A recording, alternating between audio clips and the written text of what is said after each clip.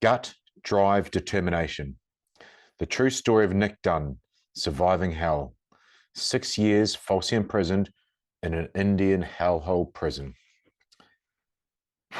Hold on tight because this one goes deep AF. It was an absolute honor to speak with Nick and to hear him so openly share his story about being in the Chennai 6, British soldiers falsely imprisoned for 6 years, and his road to recovery after being released.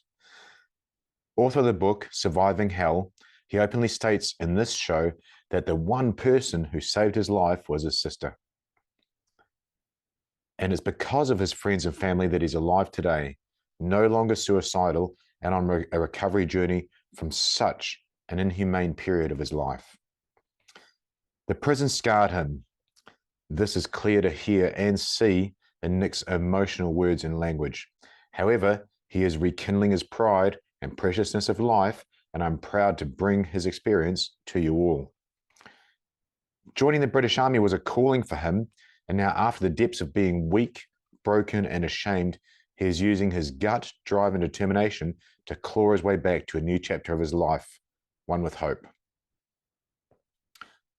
Watching a strong man share his roller coaster journey with such openness can help us all to learn and grow. And I can tell you that I came away from this one with goosebumps and thankfulness.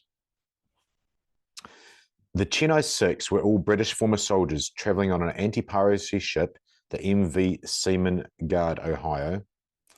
They were there to protect vessels against Somali pirates, but their real enemy turned out to be the Indian authorities, who trapped them for years in a legal nightmare.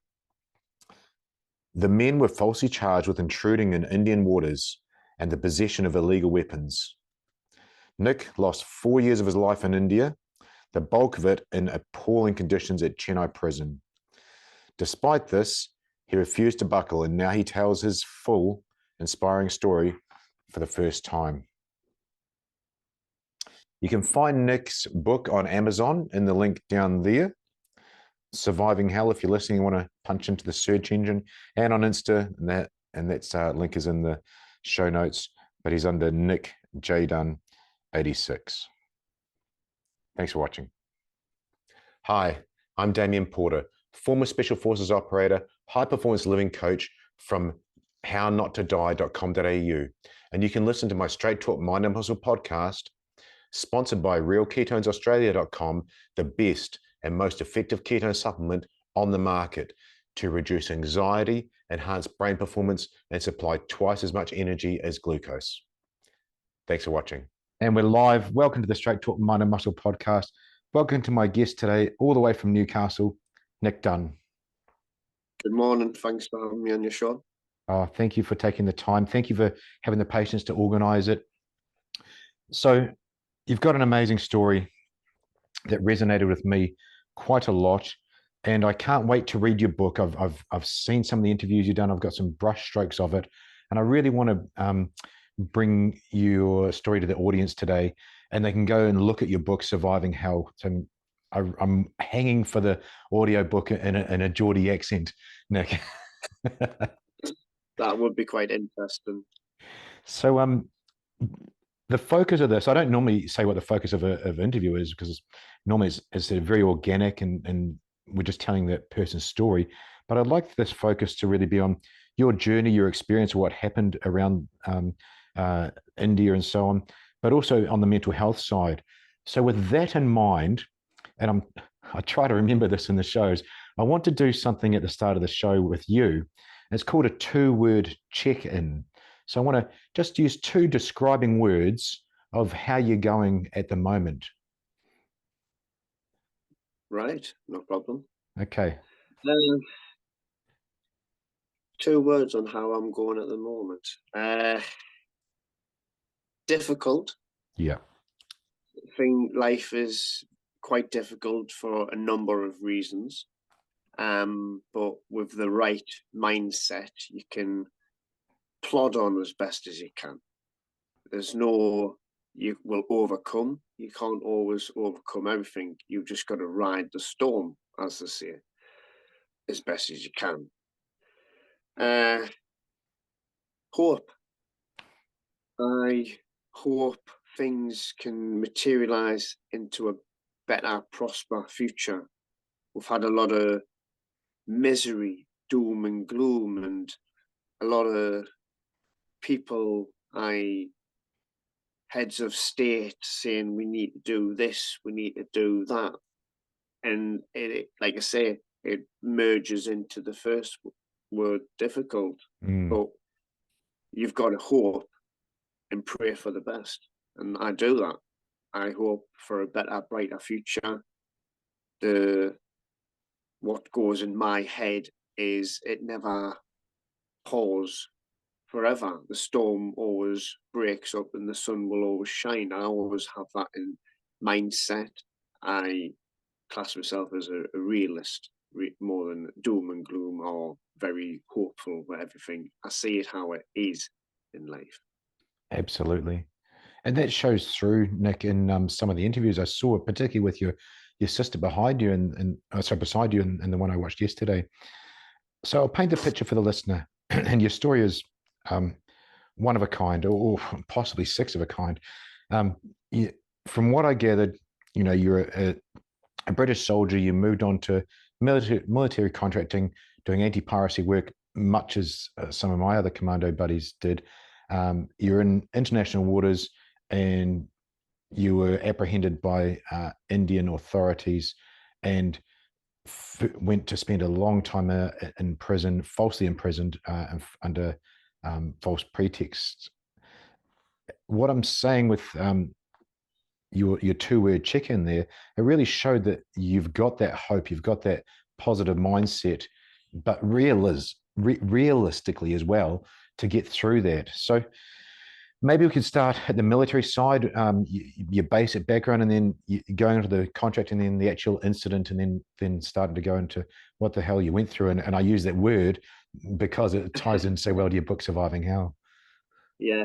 Um, Growing up, for me, come from a hard-working middle-class family. My dad was a miner, my mum was like a hairdresser, and then moved on to care, and got an older brother, older sister. I'm the youngest of the direct family. Um, and I'm glad I grew up in the era I did, where we were out exploring, being kids. And I'm not saying all kids are stuck on laptops and iPads and on their mobile phones these days. Majority are. Just how life has changed. But I was quite fortunate to grow up and be going on bike rides and going down the woods, making camps, playing armies, as we would say. You would some come up, start rummaging around the bushes and pick up a stick, and you'd kind of snap your stick off, and next minute you've got a gun shaped out of a branch, and you would just play armies. And I think that was the kind of the beginning of wanting to join the British Army, and just watching them old Sunday war films with me dad, like on the Saturday and evenings and the Sunday afternoons and stuff like that. And it just kind of just felt that was me calling, like that's what I want to do in life. I want to join the army, and I always wanted to join what I believed at the time was the best. And I tell you what, I made a correct decision, and that was to join the parachute regiment. Yeah, I initially was going to apply for the Royal Marines, but then I kind of came across the parachute regiment, and I just thought, that's what I want to be. I want to be in, smash, and go. And that's kind of how their history through World War II was, basically. And it always kind of drew me more than what the Marines did. So for that's when I sure. decided to join the Marines. And just the thought of jumping out of an airplane excited us, and just growing up, you start to think things, and then going through the training. I was a skinny little 18-year-old rake, Yeah. not the tallest of guys. I found it difficult, found it really challenging, a few injuries, but I got there. I never gave in. And people noticed that it can be achievable if you put your mind to it, your soul to it, your heart to it, everything. I wanted it more than life itself. I wanted to earn that maroon machine. I wanted to have the cap badge above my left eye, and I wanted to be proud. It it just feels that once you put that illustrious berry on it, you get like a sudden urge of energy. You become part of a brotherhood. Mm-hmm. You know, my first tour was Northern Ireland, and a few years later went to Afghanistan, and a few years later went to Iraq, and then I left in 2010, joined in 2006, so it wasn't the longest career that I'd hoped to have, but I think that was just spurred on by different things happening. The people that I friended in the military, they were kind of leaving and going into private security, and I think although it wasn't the money that enticed me, it was a challenge, something different. I've done my army bit. Yes, there could have been a hell of a lot more to experience from that, but the way my life and my mindset was going, it was, let's go and do something different. Let's, you know, see if I can do it. And I did it. I had a good time. It was quite strange at first, you know, coming across so many different nationalities, going to different countries, countries I've never been before, countries that I've never dreamed about going to. And it just opens your eyes up to the rest of the world. And that's what I enjoyed doing. And then one day you wake up, next day life goes on pause. Yeah. And Jesus. you just think, is it my fault? Have I made the wrong decision in life? These are the kind of thoughts that you quickly ponder, but then you dismiss straight away because you think, well, you knew, and you hear the stories of going to different ports, and in these certain countries, we all know corruption is rife. Mm. It's that second nature to their country. You can't tell if they're telling the truth or lying in certain countries around the world, and the only bypass is currency, hard currency in the form of normally US dollars. So you hear about all these stories about, well, oh, your passport's a bit frayed, we won't give you that stamp. However, and X, Y, and Z, and then next minute you've given them a little backhander, and then you're on your way. Should you go through life doing that? No, absolutely not. Definitely not. Especially when you could be on a vessel and you're protecting their people, to which I was. But at the time, you had ongoing British and Indian trade negotiations. You also had the issue about the high risk area being too close to India. They were wanting it pushed further because they said we can police our waters. Right. I would still love to see how India can police the whole of the Indian Ocean, but they gave in because they were persistent, and we knew something like was going to happen to us one day. Just never think it's going to happen to you. Can I just pause you there, Nick? We'll pause it. Yeah. That's knowing something's going to happen to you one day. I just want to unpack a couple of things you said there. You said something that I've interviewed a lot of veterans. It's not a veteran podcast, but just gravitated that way. I like to interview people with amazing experiences and the best people in the world at what they do. You mentioned a calling. You used the words, the army was a calling. Your mind, you put your mind, soul and heart into that beret. That's what a lot of people don't realize. that we're called to do that job. The Sergeant Major of the New Zealand Army, my old assault sergeant, he said his job is to serve others, which I was blown away at. I mean, the Sergeant Major of the Army is telling us this. But it is a calling, isn't it, to do that? And it's amazing that you're the first person that actually stated that. Yeah, I do believe it is. I think you don't just join the army. Some people do. They join the army and they hate every single minute of it, but next minute they've done 22 years, and you're like, how's that happened? You've hated it since day one. And my mate's the same. He's still in it. And I passed out with him, and he's still in, and he hates it. So he's a staff sergeant now. Yep. So hopefully he'll pick up and get his sergeant majors, and that'll be him really. Yeah. But yeah, I think it's definitely a calling. Obviously, to a lot of countries, it's definitely a calling, because you get a little letter through the letterbox saying now it's time to do your national service. So, and I tell you what, I love national service to be in my country again, and it's not to be seen as a bad thing.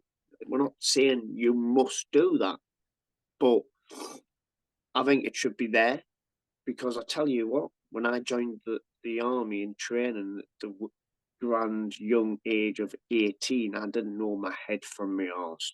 And I tell you what, in the space of 6 months, Bosh, I tell you what, you are transformed. Yeah. You can think for yourself. You don't rely on no one.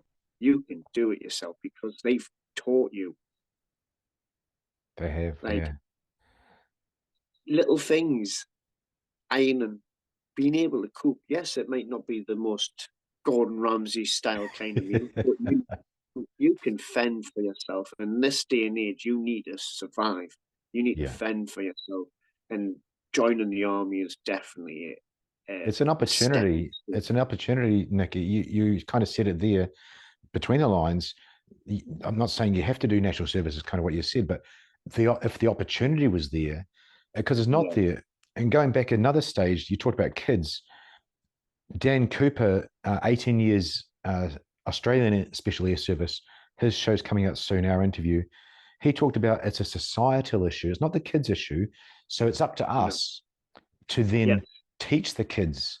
I did something camping the other day with the How Not to Die series, teach them how to do a little river crossing. It's up to us to, as you said, get out and let them be kids. And instead of blaming society, let's give them an opportunity. Let's be proactive and positive in that. yeah. We've just had an unfortunate incident the past few days where 4 young kids, as young as like 6, have lost their lives Oh because they no! were playing on a river covered with ice, and they fell in, Oh, and 3 died straight away. One's obviously died not oh, long ago, and it's very sad. And when I first heard it, I went, right, that wouldn't have happened in my day. I'm not saying it wouldn't 100% happen in yeah, my day, but I knew from my upbringing that if I go on that, that's got a 99.9% chance of the ice breaking. yeah, This rock will demonstrate through. I weigh heavier than that rock, and that rock's just gone through into the yeah, river. yeah, That's what we would do when we would say that. We would never ever dream about going. You might go near the edge and tap your yeah. toe into it, just to see if you would get wet and break the ice. But we knew if we went further, and I really, this time of the year, it doesn't matter what time of the year, but it just really hits more when it's at this time of the year. And I feel really, really sorry, and my heart goes out to those families. It really does. And it's not nice. It's definitely not nice. But yes, the society on how we bring our kids up nowadays to when we were growing up, and yourself, it's like both. It's world apart now. And do I think it's in going in a better light? No, I don't. No, I but don't. it's up to what I love about veterans and also just anybody that's on this show, we're using our training, some people, the scientists, as the education and experience to help others. I think it's our responsibility, Nick, to help them. So if someone else as a dad listen to this, they go, hang on a sec, if one little thing we say can stick, it's going to help, isn't it? Yeah, yeah. I don't want people to always take everything as criticism. And I think everyone does have that defensive bone in their body. They're always straight in the defensive. But the only time I'm really defensive is if I get accused of something, because I know what it's like to be wrongly accused of We're something going to I've get to never that. done. So if someone says, "Have you ate my chocolate?" I'm like, "What chocolate? Whose chocolate? What kind of chocolate?" You know what I mean? Obviously, Yeah. that's a bit of an exaggeration, but it is. One of those, yeah. I definitely think more interaction needs to be done, and I have to see that there's the parents, there's the child, and there's so much no man's land between them. The communicate. Not all families are like that. Some families are like that, Mm. but that's how I see it at the minute. There's this gap, and it's like the parents have got to fight through all the bombs the creators to try and interact with the kids, and that's why he has so much news on kids doing this and that and causing bother. Yeah, you're always going to get kids to cause bother, but it's on another level now. Oh, I interviewed Lieutenant Colonel Dave Grossman. I don't know if you've known the guy. I knew about him 20 years ago. He wrote the book on combat, but he said the same thing. He's a great guy. He's researched all the military and history and stuff, but he's talking about kids and playing, and his thing was stopping school shootings by kids and things. But again, just it's down to us.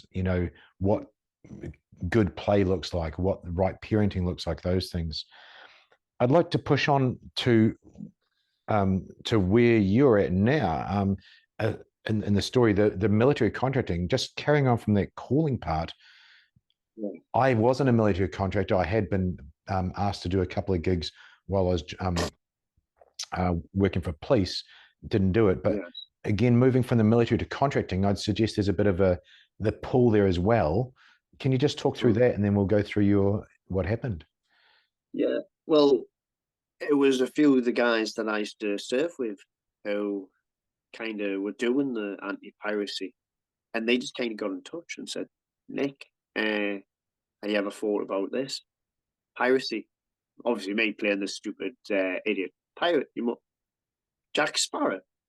No, not that kind of pirate. I knew what piracy was back at a forgotten time, but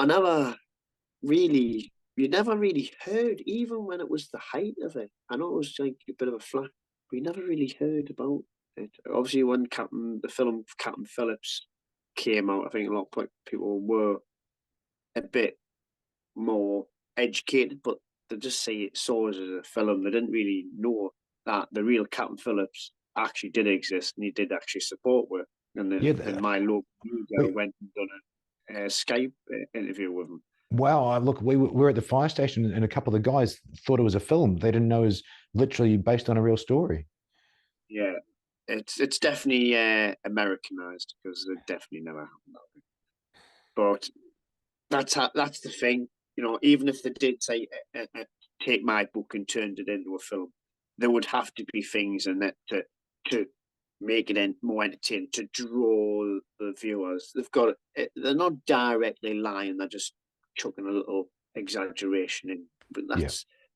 that people would know that. It's like you watch The Lord of the Rings or read the book; it's two different things. Yeah. It's Exactly. Yeah. Yeah. but yeah, that was it. It was like I, I'm getting cold again. Should I give it a go? Yes, why not? Challenge accepted. Yeah. Let's go and do this. I started enjoying it, going to different countries, spent quite some time with different nationalities on different cruise ships. And then you do hear about other incidents and you think I'm prepared in case I've came across them, but if they're not doing nothing and you're not doing nothing, unfortunately, you can't do anything. It's like being in a court, you're innocent till proven guilty, even though fine well, that person's done wrong. All you had to do is just report it to the Navy, and hopefully they would investigate. But it was definitely quite kind of good tactics in a way, how they would commandeer hijacking vessels. Unfortunately, they're all off their faces on cats, so they're not really focusing properly. They're doing it more on an adrenaline basis. So they're bobbing around and they're trying to fire into a vessel that's quite sturdy, but it sometimes worked, because you got crews who just basically just crumbled like that and went, ah. But no vessel has ever been hijacked while armed guards have been on board. Right. So it showed that the job was effective. Yep. We made a difference. And we've seen the photos of you. You were an armed guard, private military contractor on the boats. Yes. And the Captain Phillips, he turned around and said, if we had had security on our vessel, we wouldn't have been hijacked. Also, if he'd bloody put his foot down, he wouldn't have gotten hijacked. But he stopped. But never mind. That's when people are firing guns at you. What do you expect? Yeah. That's our comfort in chaos, isn't it? Yeah, it is. Yeah. Fight or flight. And we'll go through that with the mental health side soon. So you're in the Indian Ocean. You've done anti-piracy work for a while. You're wondering when it's, will it go wrong? And it sure as hell did. Maybe talk us through that, how it kicked off, and then where you ended up. Yeah, well, we're tasked to do one more transit, which is the word given to take a vessel from one point to another during the high-risk area. Whilst you're not in the high-risk area, you're on downtime. You're not doing any watches or anything like that.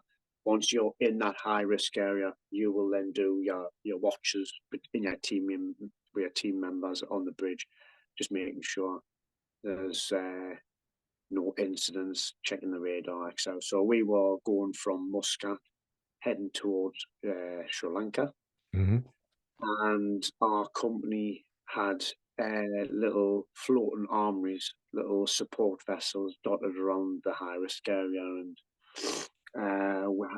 we were instructed to get off our vessel and board our support vessel, the Seaman Guard Ohio.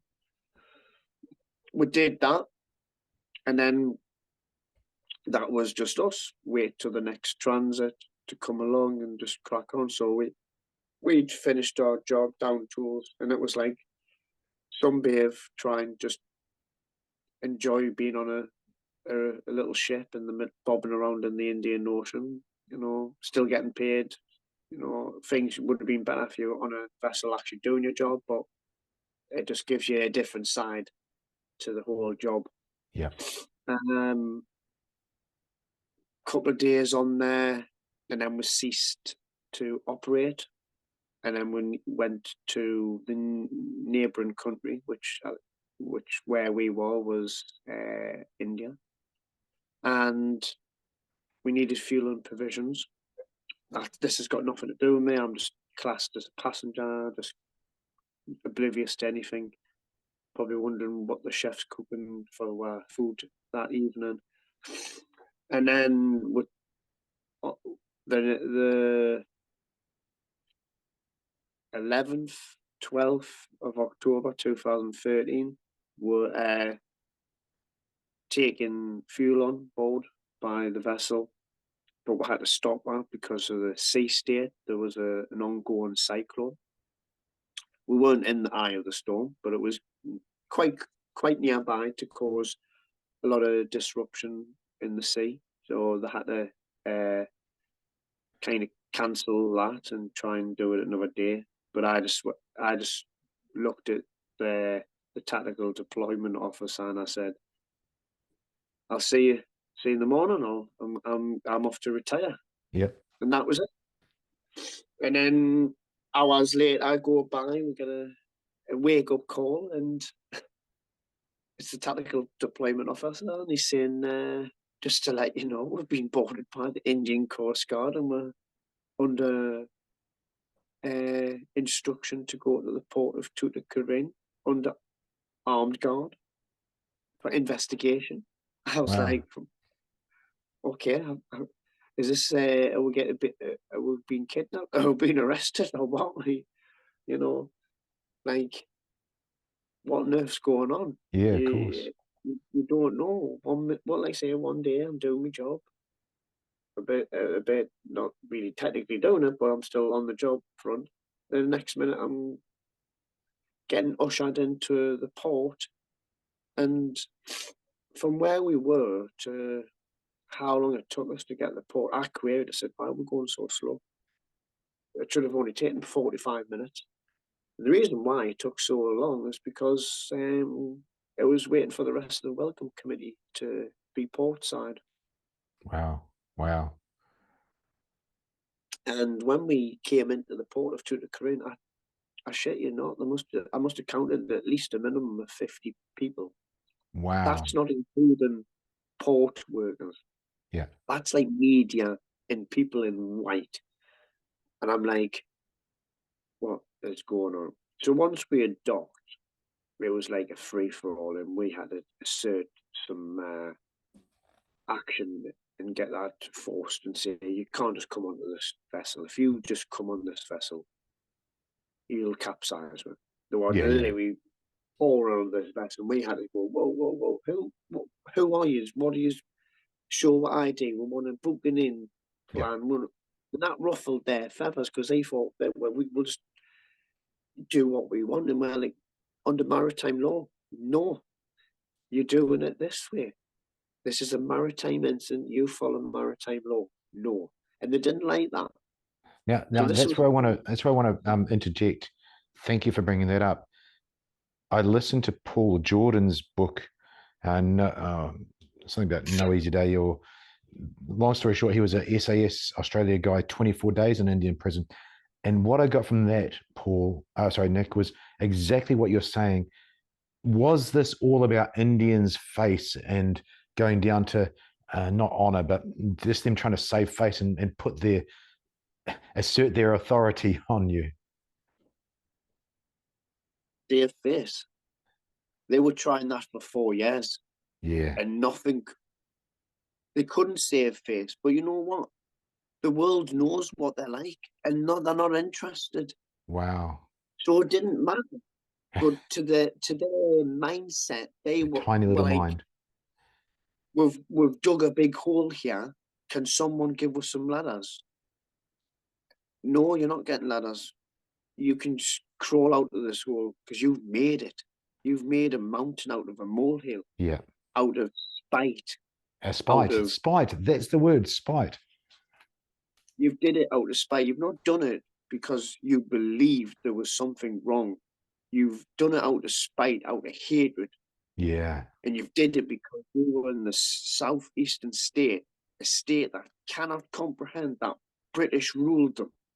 They hate the British. The then chief minister despised the British. Wow. There was news articles of their admiral, of their royal, of their navy saying, "We've got them, we've got them," and we're in a prison going, "Who the hell do you think you've got? Where we've got an Indian crew."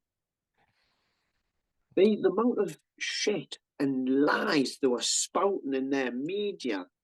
Oh, they're doing a Mumbai style attack to attack the power station. I was like,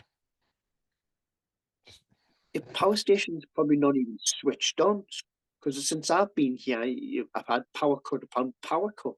What are you on about? Full of Wow. shit. So But what are these guys pulled you? What are these guys pulled you for, Nick? well, the pulled were because they believed we were carrying illegal weapons. Illegal weapons. So I had 35. There was, and this is how And it sounds funny. It is funny, but at the time it was damn right bloody crazy. There was 35 personnel on that vessel. There was 35 weapons. However, only 25 personnel could use their weapons. But in the eyes of India, that's one weapon per man. Mm-hmm. You are doing something you shouldn't be doing. And we're like, but why is all of our weapons locked away in pelly boxes? Why, if we were doing something wrong, why have we gone, come to our armory, we will show you our weapons and ammunition, paperwork, Mm. rules of engagement, give you the whole, and they turned around and went, we, we don't see any green boxes. And obviously I personally wasn't dealing with them, but we got told about this. And the tactical deployment officer was just like that. Oh. No, man. It's a weapon state we are learning. And I was like, you're not learning quick enough then. The honest, and this is when from day one to the day end, we believe we'd been set up. It was a seizure exercise. It was making a statement. Yeah. That was it. It was making a statement. Because India believe they are high and mighty on the world stage, and they are not. No. They are nowhere near. But they believe they'll take something Western and Indianize it and pass it off as they created it. I know this. I've witnessed it. I've seen it firsthand for 4 years, right? So I'm not exaggerating. No. And they are lovely people as well. I met my ex-partner when I was over there. But it's their system. It is so corrupt. And I heard this so many times from local Indians saying, once you get in the system, you'll be struggling to get out of it. I'm so surprised that you did, Nick. I mean, listen to Paul's story, and he was a special forces operator, highest level, high rank. I think he was sergeant or staff sergeant, and his 24 days was hell. And he was at the depths of depths. So as soon as I heard about yours, I've got to get this guy on the show. He's done 4 years. The stuff you've seen that people don't understand unless they've read books like your own, like Surviving Hell, how hellish it is. Man, so you've literally been unlawfully arrested, unlawfully charged and accused. How did you survive 4 years in that place? Through grit, drive, determination, pain, suffering, family, worldwide support. That's what got me through it. And it's left its scars mentally. It affected me in a way that I never thought it would ever affect me. And like last week was the 5-year anniversary of me coming home on the 7th of December. So that kind of was just reflecting on how lucky I am. And we glad we didn't do our 5 years, because that would have been 7.5 years of my life ruined. I would have been in prison during the COVID. I wouldn't have been able to see my embassy, let alone my family. God knows if I would have received a letter or a parcel in that time. So I'm very, very grateful for us winning our appeal in 2017, because we would have been released January last year. January last year. Yeah. And it was godforsaken. But I'm alive. I can tell the story. I can tell that if you do plan on ever going to India, do have your wits about you, because they are a country that you'll be lucky if they ask questions. They just nab you, chuck you in prison. Yeah. We were in the prison with no charges. We didn't even know what was going on. Police screaming at us, refused entry for embassy, refused a translator. One of the crew could speak Tamil. So he was getting grilled, but then having to translate it to us. It was just manic. There was no police in the police. They were just sleeves rolled up. We're gonna take you down, and Yeah. we're like, who you think we are? Yeah. What have we done wrong? And this was at the beginning. It was just like someone just chucked a grenade on the ground and just waited for it to explode. It was just ridiculous from start to finish. And you don't realise that with physical punishment, your mind tells that to go numb. But Yep. this was just mental punishment for something we hadn't done. Constantly, Yeah. always attacking your mind, giving you false hope. Yes. Yes. And it's not good. And like we all were together. That was the beauty of it. We were all The six of you, the Chennai six. we were all together, but there was 35 Oh all wow. together, Wow. all thrown in this prison cell, and we were like, what on earth's going on? Lying on the floor, the heat, the stench. You just, and then we spent a couple of days in the local prison, a prison built under British rule, a prison that looked from the outside that not many people come back out of that. Yeah, we've seen them on TV, but Jesus, being faced with that, Nick, unreal. And then obviously the 23 of us and the Indians, they stayed in that prison. I don't know the reason why. And then the 23 of us, we got shipped up to Chennai, which was nearly like a 14-hour bus drive. And Yeah. it was ridiculous. I thought, we're never even going to make it here. We're going to come off the road somewhere. Yeah. Yeah. Geez. So, But going back to, I asked you the question of how you survived, and those were amazing adjectives. Probably going to be the title of the show. Yeah, you had your sister beside you in the interviews post. You talked about she wouldn't let you get down. You had that support from your family. She actually went over there into India and trying to help you guys out. That must have been a ray of hope. yes. I was quite fortunate to have my sister come out and see me. So we were locked up initially in the October, and it was getting close to Christmas.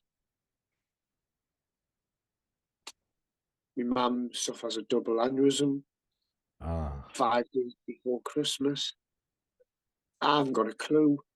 I just get a bit upset because I'm not hearing anything from my family, and I'm seeing all the other guys get letters.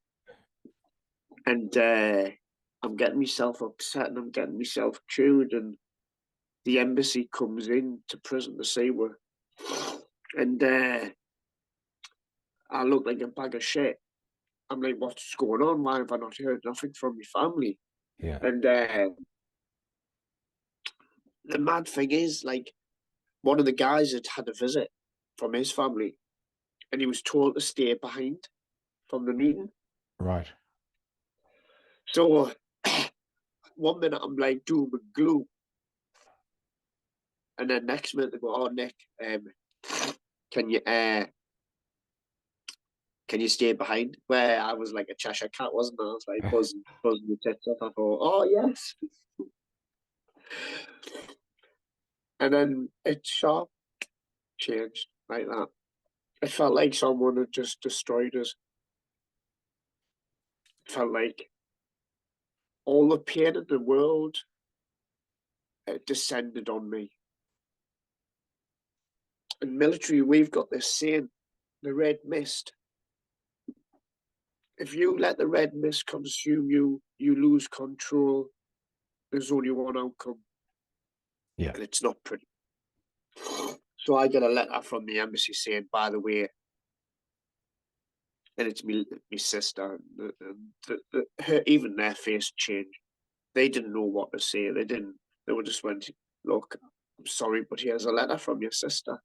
Yeah. And I, to this day, don't even know what that letter says. Was like, it was just words jumping out. Don't worry, she's all right, she's all right. I went, what do you mean she's all right? Who's all right? What's going on? And yeah. I just was like, my world just fell apart. It just was like, I'm in prison in a foreign country around the world for a crime I've not committed. And now you've just told me my mum's lying in a hospital bed. What the fuck is going on here? Like, Yeah. Gosh. I'm trying to compose myself. I'm trying to just iron a few creases out, thinking, what's going on here? Is this a freaking dream? Have I banged my head on this ship or something? Am I lying in a hospital bed or something? This can't be real. And then I've got a mile walk back to my compound from the jailer's office. A mile? Nearly a mile. This prison's big.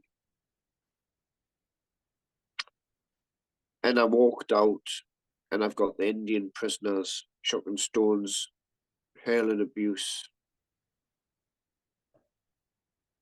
And it was bouncing. The pain I was going through was 10 times greater.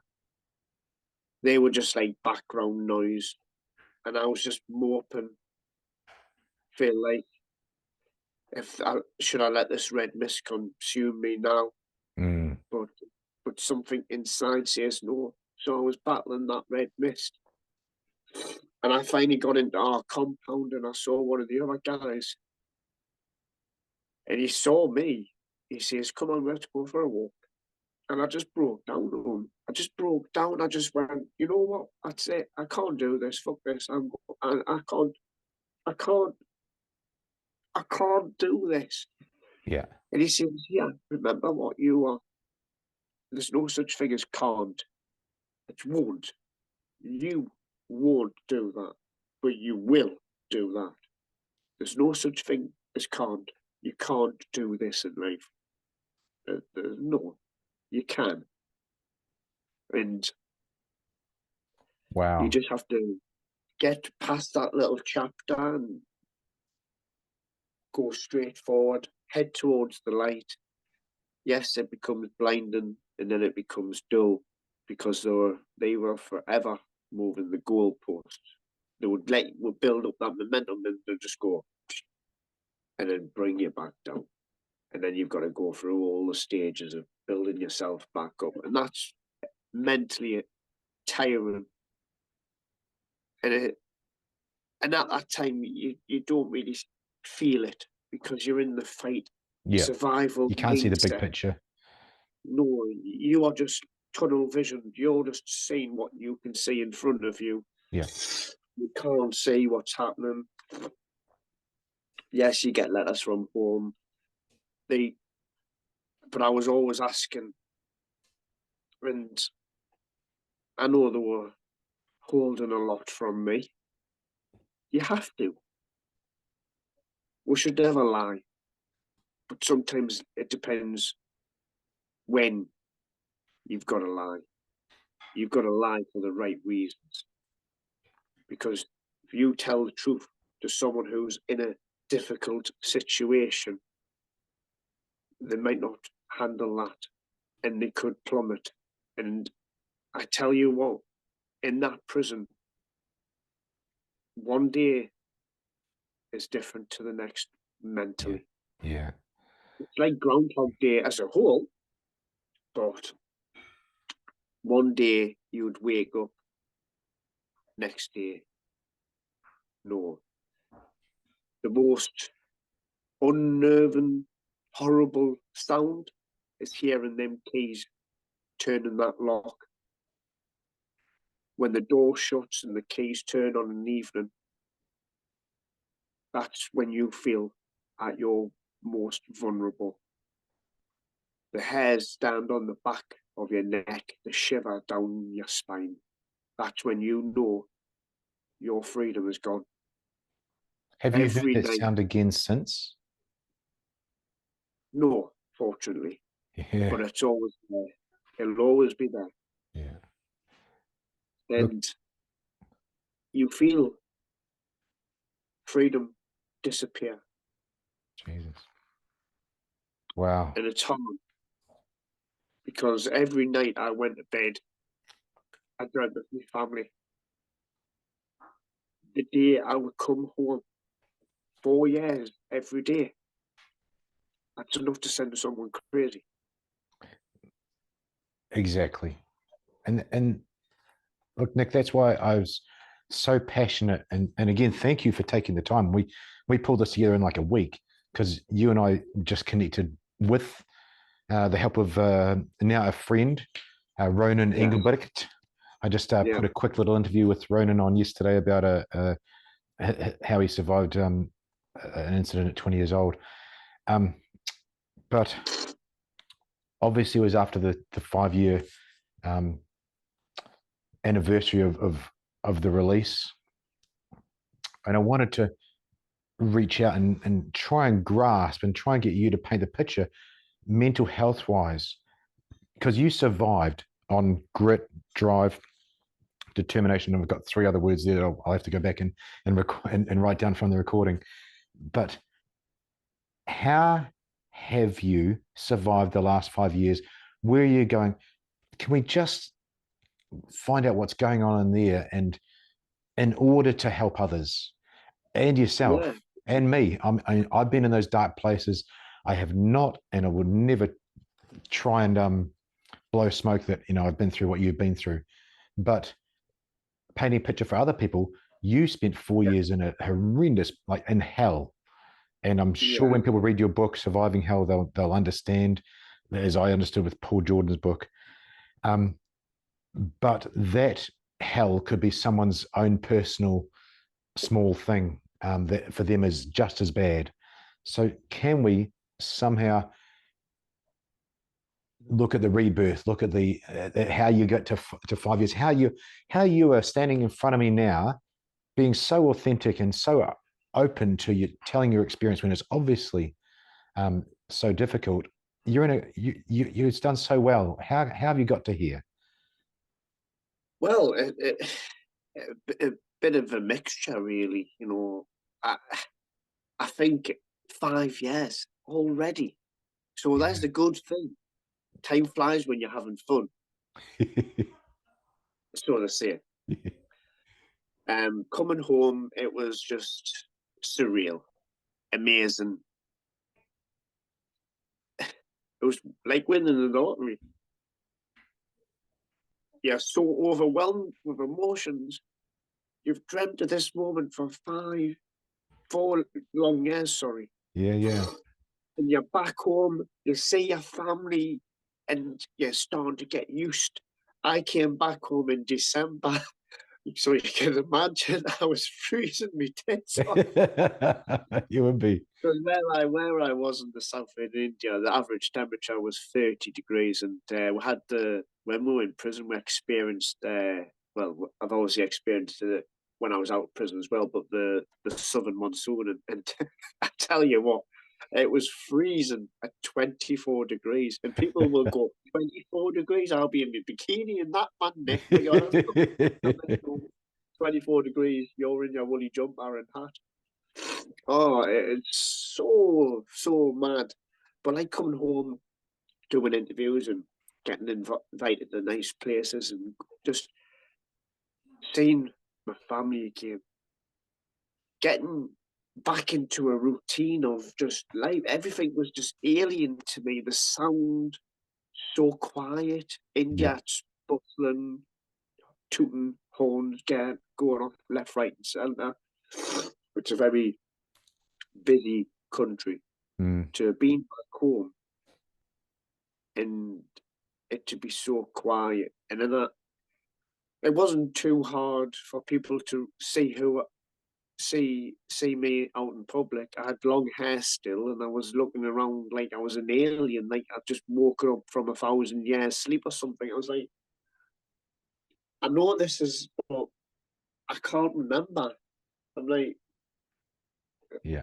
and I was just so shocked. But as time went on, and I will always say this: your personal demons will never get you when you're in a fight survival mindset. You're too powerful for them to even contemplate taking you. They've got to wait for that opportunity. When you're And it's down. the one opportunity that they'll get. And you're powerless. It just, the outcome is always different. Hi, thanks for watching. I'm Damien Porter, former Special Forces operator, and check out my new project for 2023 at hownottodie.com.au, where I've combined all my Special Forces training and police officer experience to help others. Thanks for watching. Tune in again for part 2. Get ready.